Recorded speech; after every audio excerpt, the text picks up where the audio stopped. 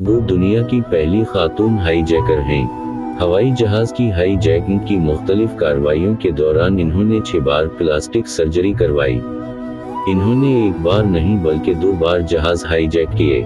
लैला खालिद की पैदाइश 9 अप्रैल 1944। लैला खालिद और इनके साथियों ने 1968 और 1971 के दरमियानी अरसे में 4 जहाज अगवा किए।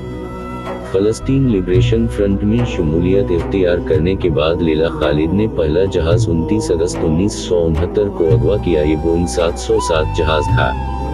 ये जहाज अटली से इसराइल के दारहुकूमत तल अवीव जा रहा था। इत्तला ये थी कि इसराइल के वजीर आजम इसहाक राबिन भी इस फ्लाइट के मुसाफिरों में शामिल हैं। जैसे थी जहाज एशिया की फिजाई हुदूद में दाखिल हुआ, निकाबपोश लैला खालिद ने जहाज का कंट्रोल अपने हाथों में ले लिया। लैला खालिद ने पायलट को हुक्म दिया कि फलस्तीनी शहर हैफा के ऊपर से परवाज करते हुए जहाज का रुख दमश्क की तरफ मोड़े ताकि वो दमश्क जाने से पहले अपनी जाए पैदाइश वतन मालूफ हैफा को देखना चाहती थी। पायलट ने हुक्म की तमील की। जहाज दमश्क में उतार लिया गया। मुसाफिरों को यरगमाल बनाकर फलस्तीनी मुसलमान कैदियों की आज़ादी का मुतालबा किया गया। पूरी दुनिया की तवज्जो फलस्तीनियों पर सहूनी मजालिम की तरफ मबजूल हुई। मुज़ाकरात के बाद इसराइली जेलों में फलस्तीनी कैदियों की रिहाई और हाईजैकरों की बहिफाजत वापसी की शराइत पर तमाम यरगमालियों को रहा कर दिया गया। दुनिया भर के टेलीविजन चैनलों और अखबारात ने लैला खालिद के बहुत से इंटरव्यू नशर और शाये किए। वो आलम इस्लाम की आंख का तारा बन गई थीं। उनकी तस्वीरों को इतनी शोहरत मिली कि जो इससे पहले किसी मुसलमान खातून को नहीं मिली थी।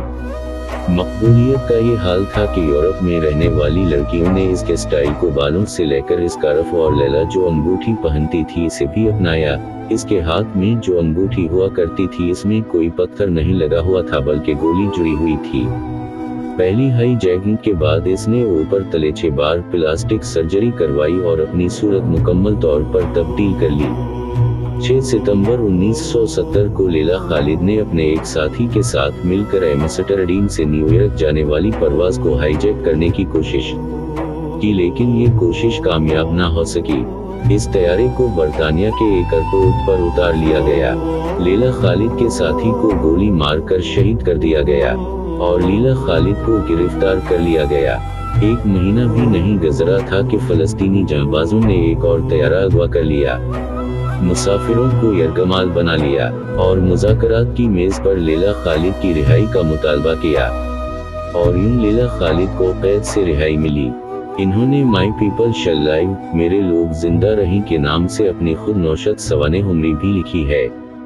ये किताब 1973 में शाये हुई और लैला खालिद की जिंदगी पर फिल्म भी 2005 में बनाई गई। फिल्म का नाम लैला खालिद हाईजैकर है और इसे एम्स्टर्डम के फिल्मी मेले में बड़ी पजीराई भी मिली।